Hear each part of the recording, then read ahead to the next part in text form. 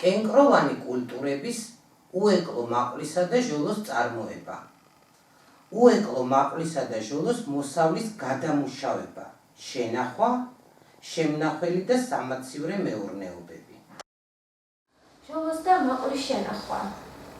ჟოლო და მაყვალი, ისევე როგორც თითქმის ყველა კენკროვანი, მიეკუთვნება საკმაოდ რთულად შესანახ ნედლეულს. თავიდანვე მინდა გავარჩიოთ ერთმანეთისგან, რას ნიშნავს ცოცხლად შენახვა და ნედლად შენახვა და რა პროცესები მიმდინარეობს ამ დროს ნედლეულში. ცოცხლად შენახვის დროს ნედლეული ინახება ცოცხლად, ის სუნთქავს და ამიტომ აქ ძალიან დიდ როლს თამაშობს მისი ჯიშური თავისებურება. მაგრამ ყველა შემთხვევაში ცოცხლად ინახება თუ ნედლად ინახება, პირველი რაც უნდა გაკეთდეს მოსავლის აღებიდან მყისიერად, ეს არის მისი ხარისხის შენარჩუნებისთვის, ეს არის მისი გაგრილება.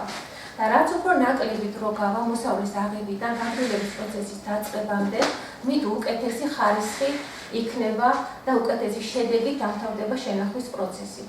ყველა შემთხვევაში, საუკეთესო შემთხვევაში ეს რო არ უნდა აღემატებოდეს 20-40 წუთს. ყველაზე უარეს შემთხვევაში კი 3-4 საათი მოსავლის აღებიდან და შემდეგ პროდუქციის გაგრილება აუცილებლად უნდა იქნას დაწყებული.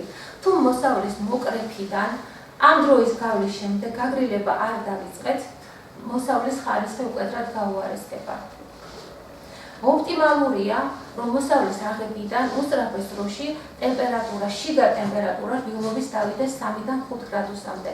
ოპტიმალურია 0-დან 1 გრადუს ცელსიუსი, ოღონდ მაღალი ტენიანობის პირობებში. როდესაც საუბრობთ რეჟიმზე, აქ ყველა შემთხვევაში იგულისხმება არა მხოლოდ ტემპერატურა, არამედ ტენიანობაც. ჟოლო და მაყვალი მიეკუთვნება სწრაფუჭებად პროდუქტს, მასში წყლის შემცველობა დიდია, ამიტომ ყველა ეტაპზე ეს იქნება გაგრილება, შენახვა თუ სხვა, ყველა შემთხვევაში ტენიანობის მაღალ ნიშნულს საჭიროებენ. ეს მაღალი ნიშნული არის 90%-ზე მეტი, საშუალოდ 90-95%. რეკომენდებულია გაგრილება მოხდეს შეყუმშული ჰაერით, მაგრამ თუ გაგრილებული პროდუქციის ტრანსპორტირება უნდა მოხდეს ნებისმიერ ადგილას, მაგალითად შესანახ მაცივარში ან სარეალიზაციო პუნქტში ტრანსპორტირება უნდა გახორციელდეს 5 გრადუსზე ნაკლებ ტემპერატურაზე. იგივე წესები ეხება პროდუქტს, რომელიც ექვემდებარება შემდგომ გადამუშავებას. აქ იგულისხმება, რა თქმა უნდა, თერმული დამუშავება, მისგან რაიმე სხვა პროდუქციის წარმოება. წინასწარი გაგრილება, როგორც ზემოთ აღნიშნეთ, შეიძლება შეითავსოს მაცივარ კონტეინერმა, მაგრამ ძალიან მნიშვნელოვანია, რომ იყოს წინასწარი გაგრილების საკანი წინასწარ მოწყობილი. გაგრილების კამერა ისე უნდა იყოს მოწყობილი, რომ ჰაერის ნაკადი იოლად მოძრაობდეს კონტეინერებს შორის. ვინაიდან გაგრილების ეფექტურობა განისაზღვრება იმით, თუ ტემპერატურის სხვაობა კენკრასა და ცივ ჰაერს შორის როგორია. და როგორია ამავე დროს ჰაერის ნაკადის სისწრაფე და ჰაერის მიღწევადობა. მიღწევადობაში იგულისხმება ის, რომ ჰაერის ნაკადი მიწვდეს დასაწყობებული პროდუქციის ყველა ნაწილს, რომ თანაბარი პირობები იყოს გაგრილების. მნიშვნელოვანია, რომ თუ გაგრილების სისტემა არაეფექტურია, ის უბრალოდ გაზრდის საოპერაციო ხარჯებს და მიზანი, რომ გაგრილდეს პროდუქცია, ანუ პროდუქციის შიგა რბილობის ტემპერატურა იქნას ოპტიმალურ ნიშნულამდე და როგორც აღნიშნეს, არის 0-დან 1 გრადუსამდე დაყვანილი, შედეგი არ იქნება მიღწეული. რაც შემდგომ გაართულებს მის შემდგომ დამუშავებას. გაგრილების შემდეგ ნედლეული გადადის საცავში და უნდა აუცილებლად ყურადღება მიექცეს საცავის კონსტრუქციასაც. დავამახსოვროთ, რომ ყველა სახის შემდგომ ნაგებობა საცავად არ გამოდგება, საცავს უნდა ჰქონდეს ძალიან კარგი იზოლაცია და ასევე მნიშვნელოვანია გამართულ მდგომარეობაში იყოს რეჟიმის უზრუნველყოფისთვის საჭირო დანადგარები. ძალიან მნიშვნელოვანია, კიდევ ერთხელ აღნიშნავ, რომ ძალიან მნიშვნელოვანია ჰიგიენური მდგომარეობა საცავის. მანამ სანამ პროდუქცია განთავსდება საცავში, საცავი უნდა იყოს გაწმენდილი და დეზინფექცია უნდა იყოს გაკეთებული. ძალიან დიდი საფრთხეა სოკოვანი დაავადებები და ჩვენ გამომდინარე იქედან, რომ საქმე გვაქვს ძალიან სწრაფუჭებად კენკრასთან, რომლის შენახვის ვადა იდეალურ პირობებშიც კი არის ძალიან მოკლე. თუ იქ იქნება რომელიმე კერა საცავში მავნებელ დაავადებების, რა თქმა უნდა, შედეგი იქნება ცუდი. კიდე საცავში გადატანის შემდეგ ძალიან მნიშვნელოვანი არის დავიცვათ საცავში განთავსების წესები. ესეც არის ძალიან მნიშვნელოვანი და ტარაშის ჩაწყობილი ჟოლო და მაყვალი უნდა მოთავსდეს ყველა შემთხვევაში პალეტზე. პალეტის დაშორება იატაკიდან უნდა იყოს 10-15 სანტიმეტრი. თუ საცავი სიგანი არის 18-დან 20 მეტრამდე, მაშინ გათვალისწინება უნდა მოხდეს ერთი გასასვლელის დატვირთვა-განტვირთვის სამუშაოებისთვის. თუ 18 მეტრზე მეტია, მაშინ ორი გასასვლელი. ყველა შემთხვევაში დასაწყობება ისე უნდა მოხდეს, რომ ნედლეული დაშორებული უნდა იყოს როგორც კედლებიდან, ასევე იატაკიდან, ანუ პალეტზე უნდა იყოს განთავსებული, ასევე ჭერიდან და გაგრილების დანადგარიდან. დაშორება უნდა იყოს შემდეგი. ზედაპირიდან გადახურვამდე უნდა იყოს არანაკლებ 80 სანტიმეტრი, კედლიდან დაშორება 20-30 სანტიმეტრი. დაშორება სავენტილაციო არხიდან 40-50 სანტიმეტრი. ასე დასაწყობებული ნედლეული ითვლება სწორად დასაწყობებულად და ხელი არ შეეშლება ჰაერის ვენტილაციას. ყველა შემთხვევაში დასაწყობების წესი უნდა მოერგოს საცავის კონსტრუქციას და გარდა ამისა ჰაერის ცირკულაციას არ უნდა შეუშალოს ხელი. როგორც ხედავთ, ამ შემთხვევაში სამი სხვადასხვა ვარიანტია. ყველა შემთხვევაში არის განსხვავებული კონსტრუქცია საცავის და გაგრილების დანადგარიც არის განსხვავებული. ყველა შემთხვევაში ცირკულაციას არ უნდა შეეშალოს ხელი, მაგრამ დასაწყობების პრინციპი სამივე შემთხვევაში განსხვავებულია, გამომდინარე იქედან, რომ გაგრილების დანადგარი არის განსხვავებული. მაგრამ ის წესი, რომ ჰაერის ცირკულაცია საცავში უნდა მოხდეს და დასაწყობებამ არ უნდა გადაღობოს გზა, ჰაერის ცირკულაციას ხელი არ უნდა შეუშალოს, ეს პრინციპი მუშაობს ყველა ტიპის საცავში. დავიმახსოვროთ, რომ საცავში ჰაერის მოძრაობის ცირკულაციის პროცესი წარმოადგენს შეკრულ ციკლს, რომლის მიზანია შენახვის რეჟიმის უზრუნველყოფა. და გამომდინარე იქედან, რომ თუ ცირკულაცია დაირღვა შენახვის რეჟიმის უზრუნველყოფა იქნება შეუძლებელი, ჩვენი მიზანი ვერ იქნება მიღწეული. ამის შემდეგ უკვე ვზრუნავთ, რომ უზრუნველყოთ საცავში შენახვის რეჟიმი. მაგრამ შევაჯამოთ ის, რაც ვთქვით და რა ფაქტორებზე არის დამოკიდებული შენახვა. პირველი, შენახვის უნარიანობა არის ჯიშური თავისებურება. როდესაც ნაკვეთში ვარჩევთ ჯიშს და გვინდა რომ ეს ჯიში ვაწარმოოთ, ყველა და გვინდა შემდგომში შევინახოთ, გარკვეული დროის განმავლობაში მაშინ უნდა დავინტერესდეთ, არის თუ არა ეს ჯიში ტრანსპორტაბელური და შენახვის უნარიანი. დავიმახსოვროთ, შენახვის უნარიანობა არის ჯიშური თავისებურება. მეორე ძალიან მნიშვნელოვანი ფაქტორი, მოყვანის ადგილი. ნიადაგი, კლიმატი, სიმაღლე, ზღვის დონიდან. ასევე გამენასახდეს შენახვის პროცესი. შემდეგ ბაღის მდგომარეობა. მდგომარეობაში გულისხმობა აგროტექნიკა, მავნებელ დაავადებები, სტრესული ფაქტორები. შემდგომ მოსავლის აღება. სწორად არის თუ არა განხორციელებული, სწორი საკრების სიმწიფე შეირჩა თუ არა, სწორი ტარა, პირველადი გადამუშავება და ტრანსპორტირება. პირველად გადამუშავებაში ვიგულისხმებთ წინასწარი გაგრილება. და შემდეგ უკვე რამდენად არის შესაბამისი შესანახი მაცივარი. ეს მნიშვნელობა არ აქვს, სტაციონარული მაცივარი იქნება და მაცივარ კონტეინერი. ყველა შემთხვევაში უნდა გავითვალისწინოთ დასაწყობების წესი და ნედლეულის ხარისხი. შესანახად განკუთვნილი ნედლეული უნდა იყოს უმაღლესი ხარისხის. დაუშვებელია მავნებელ დაავადებებით დაზიანებული ნედლეულის საცავში განთავსება. იმისა მიუხედავად, რომ შენახვის რეჟიმი არის საკმაოდ მკაცრი, მავნებელ დაავადების გავრცელებას ეს ხელს ვერ უშლის. რაც შეეხება ოპტიმალურ რეჟიმს, ჟოლოსთვის ტემპერატურა არის -1-0 გრადუსი, ტენიანობა ყველა შემთხვევაში უნდა იყოს 90 გრადუსზე მეტი, საშუალოდ 90-95%. შენახვის ხანგრძლივობა არის 2-დან 7 დღემდე. მაკვლის შენახვის ოპტიმალური ტემპერატურა არის -0.5-0 გრადუსი. ტენიანობა იგივეა, მეტი უნდა იყოს 90%-ზე, საშუალოდ 90-95%, შენახვის ხანგრძლივობა 2-დან 4 დღემდე.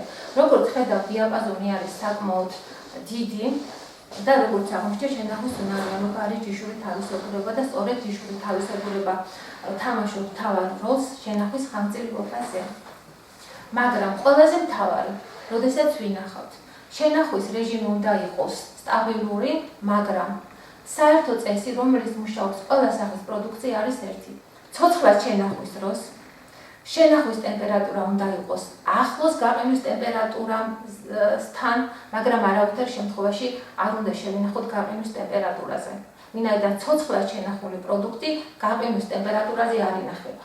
ეს არის შენახვის მეორე მეთოდი, რასაც ქვია შენახვა გაყინვით ნედლად და არა ცოცხლად.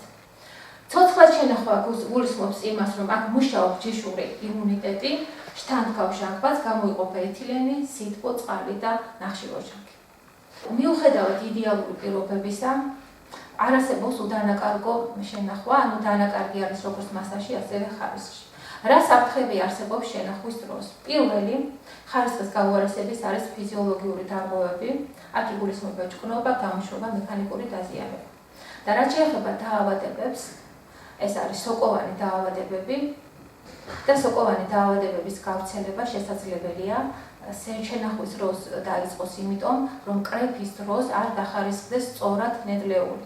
ანუ დაავადებები შესაძლებელია საწავში გაჩნდეს ბაღიდან, თუ იქ აგროტექნიკა არ არის დაცული. ამიტომ შესანახად განმეორდებით, შესანახად განკუთვნილი ნედლეული უნდა იყოს საღი, გადაირჩეს დიდი ყურადღებით და მხოლოდ ამის შემდეგ ის იქნას გადატანილი შემდგომ პროცედურებზე. როგორც ნახეთ, ცოცხლად შენახვის რეჟიმი მაცივარ კამერაში არის ძალიან ხანმოკლე. ამიტომ შედარებით უკეთეს შედეგს იძლევა შენახვა რეგულირებულ ატმოსფეროს პირობებში. რეგულირებული ატმოსფერო ნიშნავს იმას, რომ ჰაერის შემადგენელი კომპონენტების რეგულირება ხდება ხელოვნურად. ეს კომპონენტები არის ჟანგბადი და ნახშირორჟანგი. კეკრონებისათვის რეკომენდებულია ჟანგბადის და ნახშირორჟანგის შემდეგი თანაფარდობა: 10-დან 20%-მდე ნახშირორჟანგი და 5-დან 10%-მდე ჟანგბადი. ამ შენახვის ამ მეთოდს ქვია მოდიფიცირებულ აიროვან გარემოში შენახვა. ეს რეჟიმი ანელებს რესპირაციას, ეთილენის წარმოქმნას, დარბილებას, ფერის შეცვლას, სიდამპლის გაჩენას. ფაქტიურად ამ მეთოდის შენახვის დროს მავნებელ დაავადებები შენახვის მთელი პერიოდის განმავლობაში არ ფიქსირდება. უბრალოდ აქ არის ერთი მნიშვნელოვანი საკითხი, 20%-ზე ზემოთ ნახშირორჟანგის აწევა პირიქით იწვევს გაუფერულებას, დარბილებას, არომატის დაკარგვას. ამ მეთოდით შენახვისას შენახვის ხანძრეობა არის უფრო მეტი, ვიდრე მაცივარ კონტეინერში ან მაცივარ კამერაში შენახვასა, ეს არის დაახლოებით 15-20 დღე. ამ ცოცხლად შენახვა მორჩა და ეხლა განმასხვავებს შენახვის ორი მეთოდი: ცოცხლად შენახვა და ნედლად შენახვა. ცოცხლად შენახულ ნედლეულში მიმდინარეობს სხვა პროცესები. ის სუნთქავს, ის არის ცოცხალი.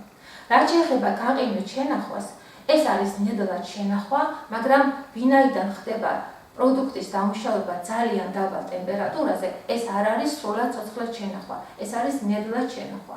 თუმცა გამომდინარე იქედან, რომ იდეალურ პირობებშიც კი შენახვის ხანძრეობა არის ძალიან პატარა, კენკრას, განსაკუთრებით ჟოლოს და უეკლო მაყვრეს გაყინვით შენახვა შეიძლება ჩაითვალოს შენახვის ყველაზე ოპტიმალურ მეთოდად.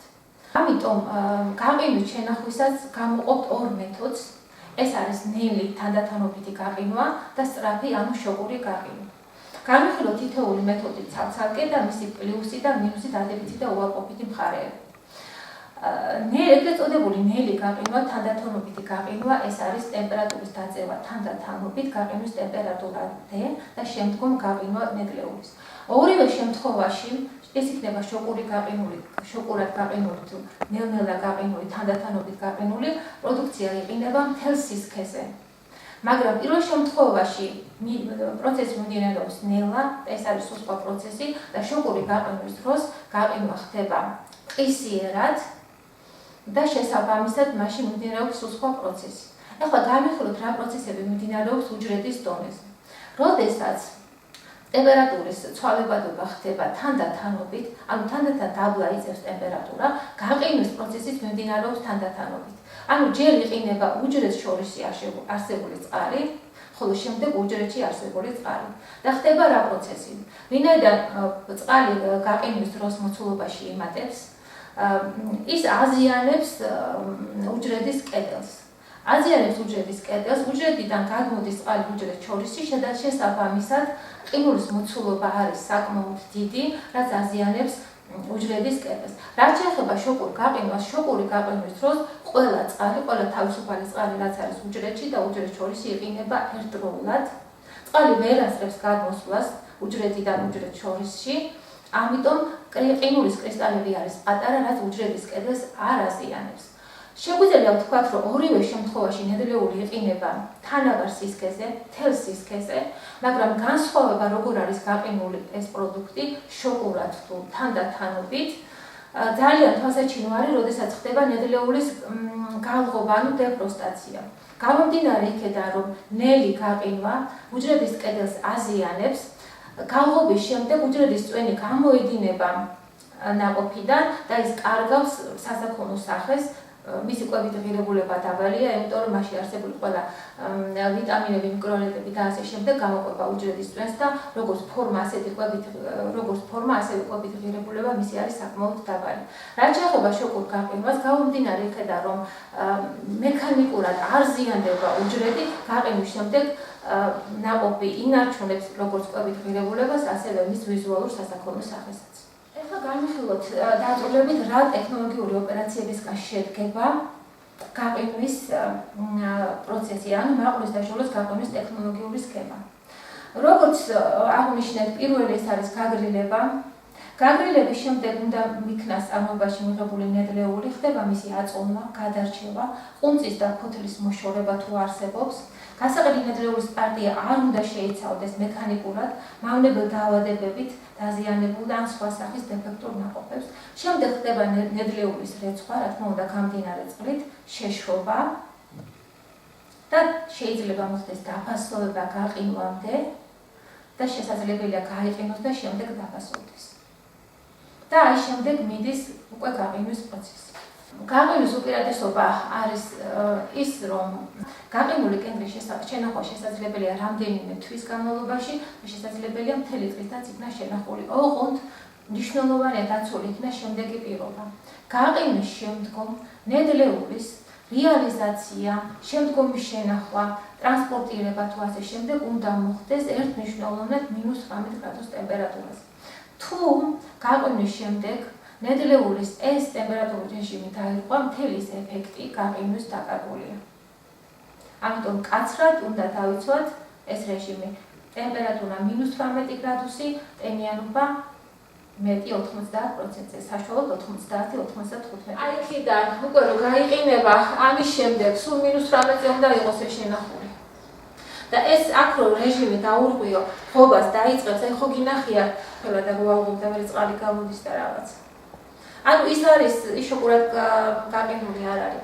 შოკურად თუ არის გაყინული, მას წვენი მინიმუმამდე უნდა გამოუვიდეს. და თუ ის შოკურად არის გაყინული და წვენი მაინც გამოსვლა დაიწყო, ანუ ეს რეჟიმი დაიწყო, რომელიმე შეიძლება დისტრიბუციის დროს დაარღვიოს რეჟიმი და იმ ხობა დაიწყოს. და მე ხელახლა შეიძლება მოათავსოთ, მაგრამ უჟედ უკვე დაზიანებულია ის, რომ შევაჯამოთ.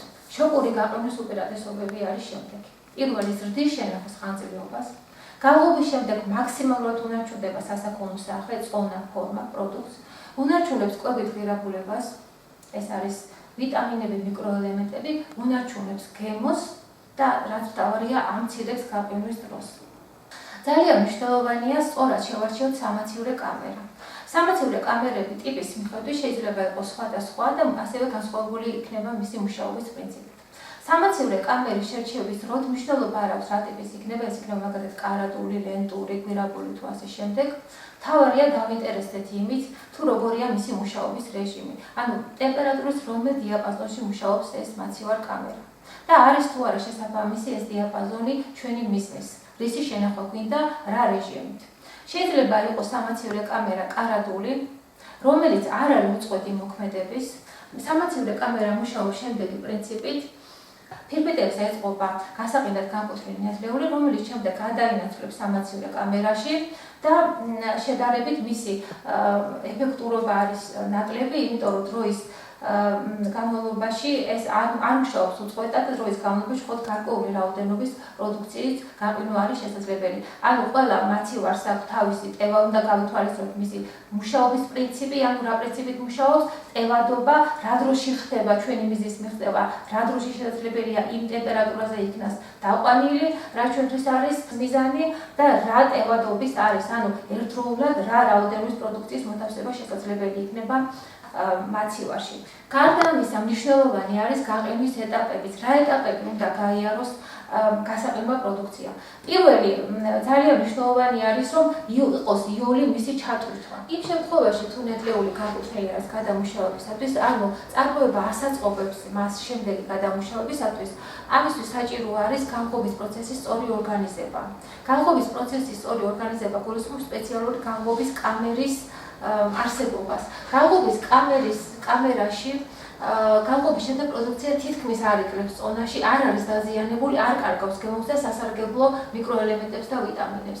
განსაკუთრებით დიდი რაოდენობით პროდუქციის შემთხვევაში განყოფის კამერა არის აუცილებელი, ვინაიდან რამდენიმე ასეულობით კილოგრამი და ტონაც კი შესაძლებელია ძალიან მოკლე დროში განყვეს, ეს არის საშუალოდ 6-დან 9 საათამდე. და ძალიან მნიშვნელოვანია კიდევ, რომ განყოფის დროს დაცული იქნას ჰიგიენური პირობები, ანუ განყოფის დროს მიკრობიოლოგიურად არ დაზიანდეს პროდუქტი.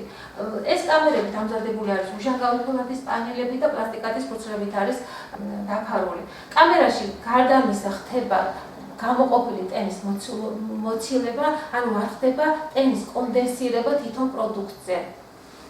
განყოფის პროცესის სიჩქარე არის მაქსიმუმ 8 საათი, ტემპერატურა კამერას შესulis არის -19 გრადუსი ცელსიუსი, როგორც გითხარით, ის ამ ტემპერატურაზე ინახება და განყოფის პროცესის დასრულების შემდეგ არის -2 გრადუსი ცელსიუსი. როგორც აღნიშნეთ, ყველა შემთხვევაში თუ ეს არის განყოფილი წარმოებისთვის, ანუ შემდგომი გადამუშავებისთვის, განყოფის პროცესი უნდა მოხდეს ყველა შემთხვევაში განყოფის დეფრუსტრაციის კამერაში. შრობა არის გადამუშავების ყველაზე მარტივი წესი. შრობა არის ყველაზე მარტივი ტექნოლოგია, თუმცა ჩვენ შეგვიძლია ეს განვიხილოთ როგორც გამშრალი შენახვის ერთ-ერთი წესი. შრობის პრაქტიკაში გავრცელებული ყველა წესი იყოფა ორ ჯგუფად. ეს არის შრობა ბუნებრივი, კლიმატური პირობების გამოყენებით და ხელოვნური შრობა სპეციალური საშუალების გამოყენებით.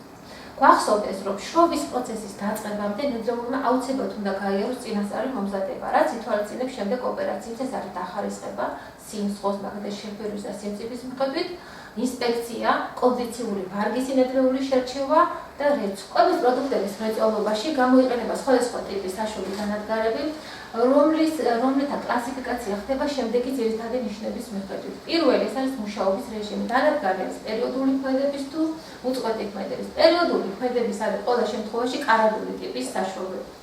უწყვეტი ქმედების, მაგალითად კონვეიერული, გვირაბული ტიპის საშუალოები. წნევის მიხედვით შრობა ხდება ატმოსფერულ წნევაზე, შეიძლება იყოს საშუალო ან ვაკუუმ საშუალო. შრობი აგენტის სახე შეიძლება იყოს შრობი აგენტი გადახურებული ჰაერი, ორთქლიან ინერტული აერით. და შრობი აგენტის მოძრაობა სხვადასხვა ძალიან მნიშვნელოვანია შრობი აგენტის მოძრაობა, ეს ხდება ბუნებრივი ცირკულაციით, ხელოვნური ცირკულაციით. და ასევე ძალიან მნიშვნელოვანია ჰაერის გაცხელების ტექნიკა, თუ რას იყენებს ეს დანადგარი ჰაერის გაცხელებისთვის. ზოგადად დანახარჯების დიდი ნაწილი სწორედ ამ კომპონენტზე მოდის, რომ ძირითადად ეს მუშაობს ელექტროენერგიაზე, რაც ძალიან აძვირებს ამ პროცესს და სითბოს გადაცემის მეთოდი. საქართველოს კლიმატური პირობები საშუალებას იძლევა სხვათა შორის, რომ გამოყენებული იქნას საშუალებები ზის ენერგიაზე, რომელიც საოპერაციო ხარჯებს მკვეთრად შეამცირებს და როგორც აღნიშნეთ, ყველაზე დიდი ხარჯი მოდის ჰაერის გაცხელების ტექნიკაზე. საშუალებები შეიძლება კონსტრუქცია შეიძლება იყოს კარადული, ლენტური და ასე შემდეგ, მაგრამ პრინციპი, გაშრობის პრინციპი არის განსხვავებული. მაგალითად, შედარებით ახალი ტექნოლოგია არის ვაკუუმ საშუალები. რითი არის ვაკუუმ საშუალები უფრო უკეთესი? ვაკუუმ საშუალებში ტემპერატურის რეჟიმის დაცვა ხდება უფრო იოლად, გარდა ამისა, გამომდინარე იქედან, რომ ატმოსფერულ ჰაერთან არ აქვს შეხება ნედლეულს, მისი გარეგნული მახასიათებელი ეს არის ძირითადად ფერი. ნარჩუნდება გარდა ამისა, შრობის ხანგრძლივობა არის ძალიან მცირე და ნედლეულის კვებითი ღირებულება უკეთესია, ვინაიდან ჰაერთან შეხების დროს ხდება მასში შემადგენელი ნივთიერებების ჟანგვა. ანუ ვაკუუმს აშრობი აფერხებს ჟანგვით პროცესებს და ნედლეულის სასაქონლო სახე და კვებითი ღირებულება არის უფრო მაღალი. ჩირეს დასამზადებლად გასათვალისწინებელი პირობები არის, რომ საჩირად გამოიყენება მშრალი ნივთიერების მაღალი შემცველობის ჯიშები. ნაყოფი უნდა იყოს ყველა შემთხვევაში საღი, მწიფე და დაუზიანებელი და გასარიცხად გამოყენებული მხოლოდ სუფთა წყალი და შესაბამისი სარეცხი დანადგარი. შესაბამისი სარეცხი დანადგარი იგულისხმება ის, რომ კენკრა არის ძალიან ფაქიზი და სარეცხმა დანადგარმა კენკრა რეცქოს დროს არ უნდა დააზიანოს მექანიკურად.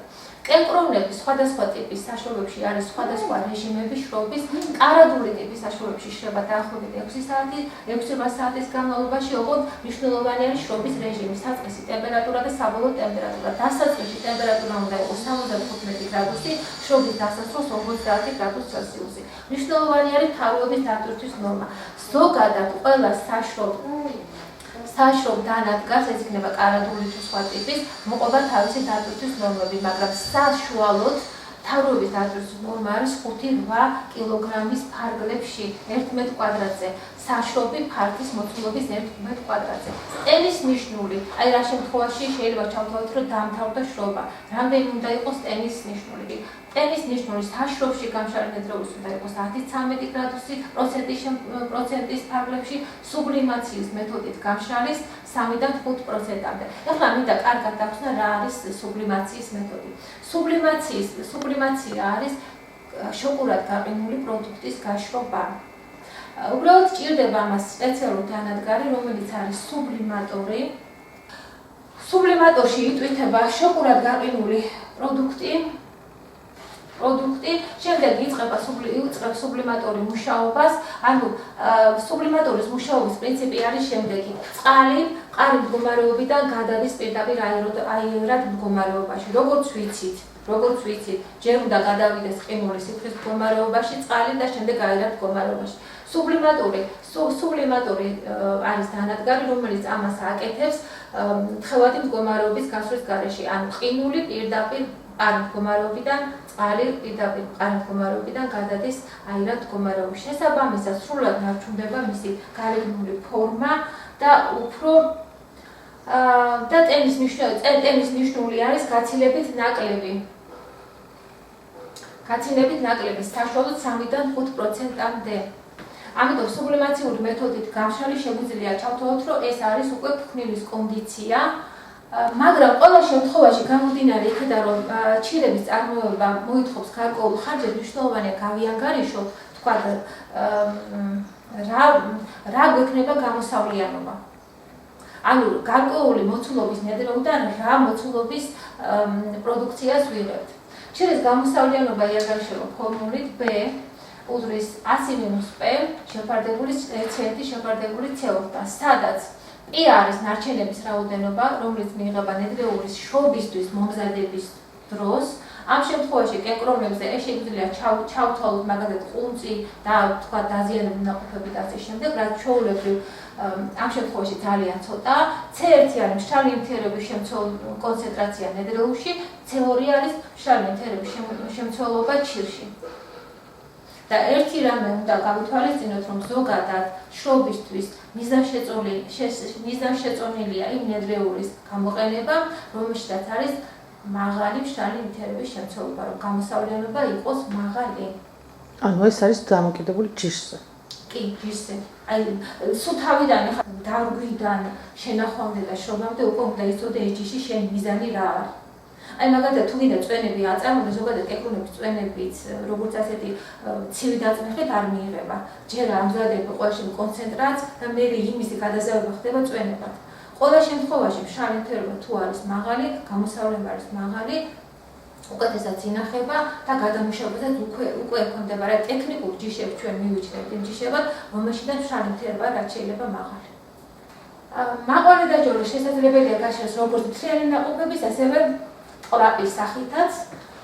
უნდა მოხდეს მისი გადარჩევა, გარეცხვა, ნაშირება, შემდეგ შეზავება გარკვეული ტექნოლოგიით, მოთავსება გასაშრობ ფირფიტაზე და მოსავლის აღება არის საკმაოდ შრომატევადი პროცესი, ამიტომ ძალიან აადვილებს საქმეს ტექნიკის გამოყენება. უბრალოდ გათვალისწინებული უნდა იქნას ის ფაქტორი, რომ ტექნიკა უნდა გამოიყენოთ, როდესაც არის მოსავლის სიმწიფის პიკი. და მიზანშეწონილია, რომ ტექნიკა გამოიყენოთ იმ შემთხვევაში, როდესაც ხდება მოსავლის საწარმოში გადამუშავება. რადგან ტექნიკით აღებისას უფრო მეტია იმის ალბათობა, რომ ნაყოფი მექანიკურად დაზიანდეს. ტექნიკით აღებული მოსავალი შემდეგ გადადის ყველა შემთხვევაში საკონსოლიდაციო პუნქტში, სადაც ხდება მისი გარჩევა, დახარისხება და სარეალიზაციო კონტეინერებში განთავსება. ერთი და იგივე ტექნიკით იკრიფება ჟოლოც და უეკლომობა. თუ გათვალისწინებული, რომ მოსავალი უნდა აიღოს ტექნიკით, ამ შემთხვევაში თვითონ ბაღის დაგეგმას და მოწყობასაც უნდა გაითვალისწინოს ტექნიკა. იმიტომ რომ იქ უკვე შპალერის სხვანაირად უნდა იყოს დაგეგმილი და რომ მოbrunდეს ეს კომბაინი, იქ უნდა იყოს გასასვლელი და დატოვებული ადგილი. ანუ ამას სხვანაირად დაგეგმარება. შესანახი საცავის მუშაობის ვიზუალიზაცია.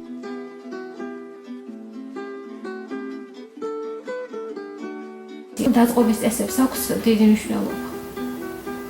რომ ცირკულაციის სქემა არ დაირღვეს.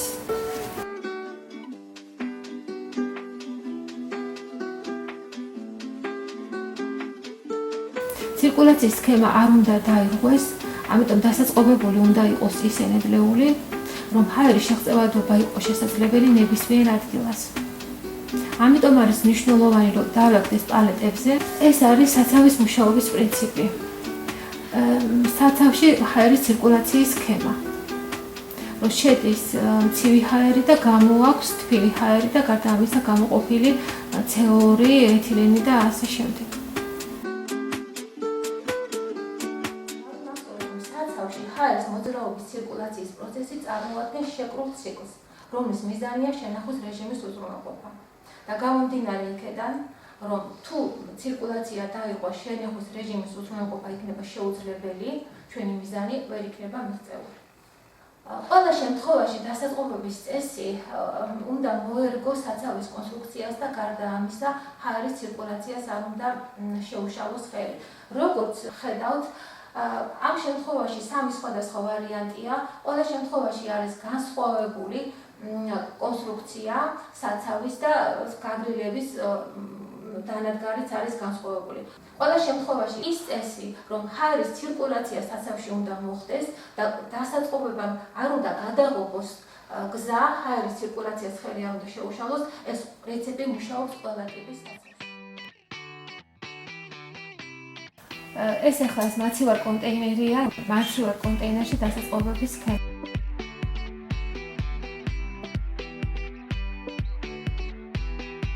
უნდა დავინტერესოთ ყველა შემთხვევაში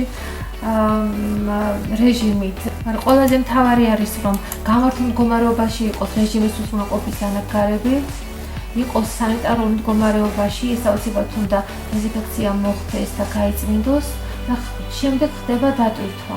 უკეთესია, რომ დატვირთვა მოხდეს არა ეტაპობრივად, არა ერთდროულად. დაიწყოს იმ რაოდენობის ნედლეული, რაც წესების დაცვით მოთავსდება. და შემდეგ უკვე დაიხუროს და მიეთითება უკვე რეჟიმი და მაცივარ კონტეინერი დაიხუროს. 318 და უკვე დათვლილია, რამდენი თქვათ 5 დაეტია. აი ეს ითვლის, აი ტევადობა, უნდა გავითვალისწინოთ ტევადობა. მერე უკვე რეჟიმი მიეთითება, აი უკვე, აი კაკ ზემოთ ხო, აი გაყიმა დაიწყო -40. -40 იყინება. ეს არის კარადული ტიპის და უკვე დაიწყო უკვე გაყინო, თბილი ჰაერი წამოვიდა, გამოიტანა ცივი ჰაერი შევიდა და თბილი ჰაერი გამოიტანა. ეს კარგია, იმიტომ რომ ტემპერატურაც ეთითება ზედ.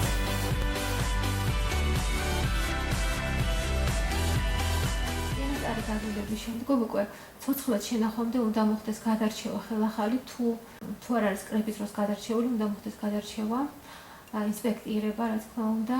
თუ არის დაზიანებული მავნებელ დაავადებებით, ან მექანიკურად დაზიანებული ნაყოფი უნდა გადაირჩეს, ჩაეწყოს სარეალიზაციო კონტეინერებში, შემდგომ დიდი ზომის ყუთებში და ამის შემდეგ უკვე გადადის შემდგომ მეორად გაგრილებაზე და უკვე გადადის შესანახ საცავში. მაგრამ დაფასებების დროს განსაკუთრებული ყურადღება უნდა მიექცეს, რომ ერთი და იგივე სახის ნედლეული მოთავსდეს თანაბარი ხარისხის ნედლეული მოთავსდეს ხარის შეცვლა. პირველი ეტაპი ეს არის. რა თქმა უნდა, მიიღება ინსპექცირება მოშორება ყუნწის თუ მინარელის თუ რამე კრების დროს აღმოჩნდა, შემდეგ განსაკუთრებით უნდა გაირიცხოს. იქვე ხდება თბილი ჰაერის დაბერვა. ანუ გამოდის ლენტური ტიპის არის მაგიდაზე გამოდის, უბრალოდ ეს არის ცხაურა. ქვემოდან უბერავს თბილი ჰაერი და შეშრობა ხდება იქვე. იმიტომ რომ ტენი თუ შეყვა, მე ერთმანეთზე მიეწება. კი ის კი ქვემოდან უბერავს ჰაერს და ცდილობს რომ ეს ტენი მოაშოროს, რამენად ერთმანეთს არ მიეწევოს, მაგრამ ვერ გარეცხავს, რომ უსროლად შეცვლა რო გვირაბული ტიპის. პირველი ეტაპი ეს არის ჩატვირთვა, შემდეგ უკვე გადაადგილდება ეს მასა, ეს ცივი ჰაერი უბერავს ქვემოდან და სხვადასხვა ცივი ჰაერი უბერავს ქვემოდან, ერთმანეთზე მიწებება არ ხდება შრობის პროცესში. ეს ძალიან მნიშვნელოვანია, რომ ერთმანეთს არ მიეწევოს, იმიტომ რომ ქვემოდან უბერავს ამას ცივი ჰაერი. და ამ ტიპის დანადგარის პლუსი ესეც არის. ცივი ჰაერი უბერავს ზემოდან, სრულ ციკლს აკეთებს ცივი ჰაერი და გაყინვის დროს ერთმანეთის მიწებებას უშლის ხელს, რომ ყველა გაყინული ნედლეული არის ცალკე. ერთმანეთს არ არის შეწებილი. როდესაც მუშაობას დაამთავრებს მაცივარი, ძალიან მნიშვნელოვანი არის, რომ ტექნოლოგიური დანადგარი მუშაობის შემდეგ აუცილებლად უნდა გაიწმინდოს, შენახული უნდა იქნას სუფთა მდგომარეობაში. და ყველა ტიპის მაცივარი იქნება თუ ნებისმიერი დანადგარი ექვემდებარება გაწმენდას. რა გაყინვის ტემპერატურები, რომ ტემპერატურა ის ყველა -20 და შოკური გაყინვის მაცივარი მუშაობს პირდაპირ -20-დან. ეს არის წარმოების ხაზი, ანუ ჩატვირთვის ხაზი. და ყველა შემთხვევაში ეს არის თქვა ტექნიკით აღებული ხელი ამ რაოდენობისას ვერ მოკრიფავ. ეს უკვე ამას ნაკადში ყინავს. უკვე ბოლოში უკვე ეს ხდება ამისი, დიდი ზომის ტარაში ჩაწყობა და პირდაპირ გადადის უკვე შესანახად. ხო, ეს უკვე არის გაყინვის პროცესი. აი ქვემოდან უბერავს ეს გაყინული ჰაერი. ეს აი იქ უკვე იტვირთება, ეს არის შოკური გაყინვის მაცივარი და იქიდან გამოდის და უკვე გადადის შესანახ მაცივარში. პირდაპირ ტარაში, უბრალოდ ეს არ არის თქვა სარეალიზაციო ტარა, ეს არის დასასაწყობებელი ტარა. ეს არის უკვე შესანახად დაფასოება, აი გაყინული შემდეგ უკვე -18-ზე ვინახებ. შიგა ტემპერატურა იყოს -18. ეს თვითონ ნედლეულის ტემპერატურა კი არა, შიგა მასის ტემპერატურაა. ამას შეიძლება ამის რეალიზაცია მერე უკვე დააფასოს პატარა ტარაში და გამოიტანოს ბაზარზე. აი უკვე დასაწყობებული ეს არის სტელაჟებიანი საცავი, აქ შეგვიძლია პალეტებადაც დაიწყოს და დაიწყოს სტელაჟებზედაც.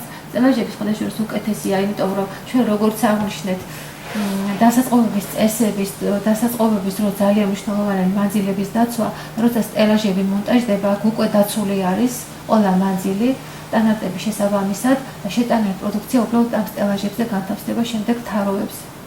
ანუ სტელაჟები წინასწარ არის იქ უკვე წესებით დაცვით ალაგებული, დამონტაჟებული და შენ იქ პირდაპირ პალეტებზე კი არა, რომ მიგაქცე სტელაჟებზე აწყობ და ეს ძალიან ამარტივებს, რომ წესები იყოს დაცული. წყობის სიმყარისთვის არის უკვე დაფიქსირებული ზემოდან პოლიეთილენის პარკით. რომ ზემოდან გადმოღების დროს თქვა ეს ხო დატვირთვაც და განტვირთვაც ხდება მექანიზაციის გამოყენებით, რომ მყარად იყოს დადებული, მერე შემდეგ უკვე ხდება მისი დაფიქსირება პოლიეთილენის პარკით. ყველა შემთხვევაში უნდა იყოს პალეტები, ეს სტელაჟი იქნება თუ არ იქნება სტელაჟი, პალეტებზე უნდა იყოს დაწყობილი. კიდევ ერთხელ ვიმეორებ, რომ საცავში ცირკულაციის სქემა არ უნდა დაირღვეს. საწყობდება ყველა უნდა იყოს თანაბარ პირობებში. თუ იქ გაჩნდა კერა მავნების და დაავადების, ის უკვე გავრცელდება მთელ საცავში. ამიტომ თუ თანაბარ პირობებში არ იქნება, ჩვენ ვერ დავიცავთ ერთიან რეჟიმს და გარდა ამისა, ყველა შემთხვევაში საცავში უნდა იყოს სენსორები. ეს არის იმ ტიპის საცავი, სადაც ყოველ წუთში ვერ შეხვდა და ვერ შეამოწმებ ტემპერატურას ტენიანობას. ყველა თანამედროვე საცავი არის აღჭურვილი სენსორებით, თუ იქ რეჟიმი დაირღვა, ჩაირთვება უკვე ავტომატურად გაგრილების სისტემები. მაგრამ ყველა შემთხვევაში დასაწყობების წესი უნდა იქნას გასული და სტელაჟების განლაგება თავიდანვე დაწყობა ამ მანძილების დაცვით და ასე შემდეგ სტელაჟების დალაგება არის ძალიან კარგი, იმიტომ რომ დასაწყობების წესის დაცვა შემდეგ არის უკვე ძალიან მარტივი. ნედლეულის პროდუქციის ტრანსპორტირება უნდა მოხდეს და რეალიზაციაც უნდა მოხდეს ისე რომ ტემპერატურული რეჟიმი -18 და ტენიანობა 90-95% არ დაირღვეს. ანუ შოკური გაყინვის მაცივიდან გამოსვლის შემდეგ გაყინული პროდუქტის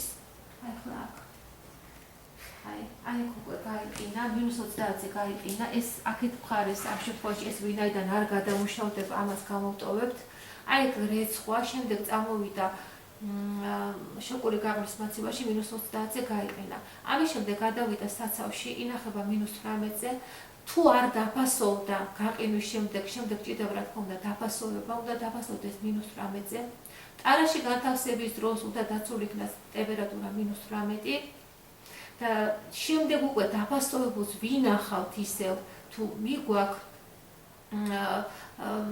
სარეაქციო პუნქტში ყველა შემთხვევაში ეს ტემპერატურული რეჟიმი არ უნდა დაირღვეს -18.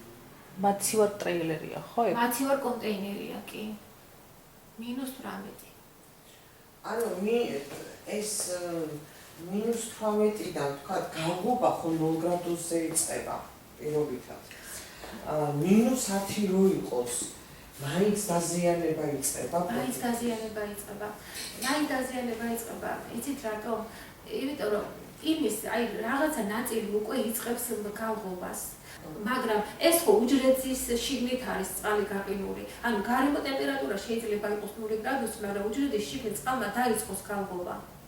ანუ უჯრედი დააზიანდება, ის ეფექტი შოკური გაყინვის, რომ უჯრედში არსებული წყალი და ეს უჯრედის დონეზე ხდება გაყინა, რომ ის გამობა, რომ შევინარჩუნოთ მისი უჯრედის წვენი, ფორმა, თუ უჯრედი ვერ შევინარჩუნეთ, თვითონ ნედლეულიც ვერ ნარჩუნდება. აქ საუბარი არის უჯრედის დონეზე. წყალი უჯრედის დონეზე იყინება. და რომ დავწიოთ ტემპერატურა, აი ნელი გაყინვა და შოკური გაყინვა იმით განსხვავდება ერთმანეთისგან, რომ ნელა როცა ვყინავთ, ნელა იწევს ტემპერატურა დაბლა. უჯრედი ზიანდება და ერთბაშად არ იყინება, 0 გრადუსზე იყინება ჩვეულებრივი წყალი. უჯრედის წვენში არის სხვადასხვა მინარევები, მაგალითად ვიტამინები, მჟავები და ასე შემდეგ. უჯრედის წყალი 0 გრადუსზე არ იყინება. იმას უფრო დაბალი ტემპერატურა ჭირდება, მაგრამ თავისუფალი წყლის სხვადასხვა ფორმა არის უჯრედში და სხვადასხვა ფორმის წყალი გამომდინარე იქიდან რა მინარევებია შიგნით სხვადასხვა ტემპერატურაზე ინახება. ამიტომ მთელი ეფექტი შოკური გაყინვის თუ ეს რეჟიმი დაგვირყვა, იქნება რომ თქვენ წყალში ჩაყრილი. ამიტომ ერთმნიშვნელოვნად ტემპერატურული რეჟიმი უნდა დავიცვათ და კიდევ მეორე კომპონენტი რეჟიმის არის ტენიანობა. არის ტენიანობაც უნდა იყოს მაღალი. სხვადასხვა არის სოკოის შტამები, რომელიც უძლევენ ძალიან დაბალ ტემპერატურას. ამიტომ შოკურად გაყინულიც კი, როცა ძალიან დაბალ ტემპერატურაზე მუშაობდა, თქვათ -30. არ შეიძლება ჩაითვალოს ეს პროდუქტი არის სტერილური. ანუ თუ იქ დაირღვა რეჟიმი, არ არის იმის გარანტია, რომ იქ ობისლოკოები არ განვითარდეს. იმიტომ რომ საერთოდ ეხლა ობისლოკოც არის ცოცხალი ორგანიზმი, ჭირდება ტემპერატურა, წყალი და საკვები. თუ ხა წყალი არის ნედლეულში, საკვებიც აქვს, მისი საკვები ის ნედლეულია, როგორც კი ტემპერატურა იქნება ხესაღები, წუთში ცოცხლდება. და როდესაც ვამბობთ, რომ ეს არის ცოცხლად შენახული, კი არის ეს გაყინვა თერმული დამუშავება, მაგრამ ეს არ არის ისეთი თერმული დამუშავება, რომ ჩვენ ვიყოთ დარწმუნებული და დამშვიდებული, რომ ის თქო არის. ეს არის დეფროსტაციის კამერა. როგორ მუშაობს დეფროსტაციის კამერა? ანუ შედის რომ შიგა ტემპერატურა არის -25 გრადუსი და ჰაერის ცირკულაციის დროს და ხედავთ დროის უმოკლეს პერიოდში ხდება ტემპერატურის დაწევა. ანუ შესული ნედლეულის ტემპერატურა, შიგა ტემპერატურა იყო -25 გრადუსი.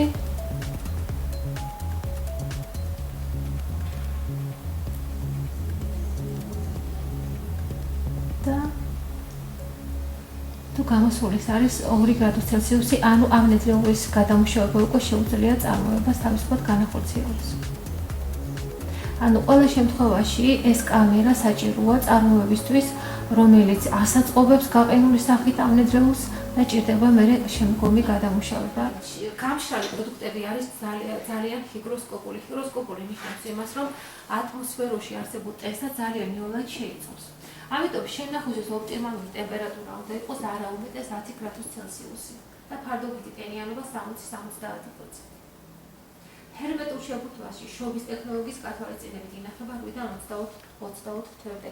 გამომდინარე იქედან, რომ სუბლიმაციური მეთოდით გამშრალის ტენიანობა ძალიან დაბალია, შესაბამისად უფრო მეტხანს ინახება და საერთოდ გამშრალი პროდუქტის ტენიანობა რაც უფრო დაბალია, მით უფრო მეტხანს ინახება ის. მაგრამ არც ერთ შემთხვევაში 10 გრადუსზე ზემოთ გამშრალის ტემპერატურა არ უნდა ავიდეს და ტენიანობაც 70%-ს ზემოთ. უნდა იყოს ჰერმეტიულ შეფუთვაში კარგია, რა თქმა უნდა, თუ ის შეფუთვის შემდეგ გაიხსნა მისი შენახვის ვადა, რა თქმა უნდა, იქნება უფრო ნაკლები. კარგია თუ იქნება ვაკუუმ შეფუთვა და დაფასოვებულ მედრეულს არ იქნება შეხება ჰაერთან. ჰაერთან თუ არ იქნება შეხება, ის გაცილებით მეტხანს შეინახეთ. ამიტომ თუ ვაკუუმ შეფუთულია და გაიხსნა ის უკვე დავიყენებთ, ანუ მისი ჰერმეტულობა დაირღვა, მისი შენახვის ვადა, რა თქმა უნდა, არ იქნება იმდენი, რაც მითითებული იქნება ეტიკეტზე, იქნება უფრო დაბალი. გამშრალი პროდუქტის ყველაზე პირველი მტერი არის ობის სოკო. არის ობის სოკოების ბევრი შტამი, რომელიც სულ მცირე ტენიანობის პირობებშიც კი უკვე აქტივობას იწყებს. სტანდარტის დაცვის პირობებში შეიძლება შეინახოს 24 თვე 24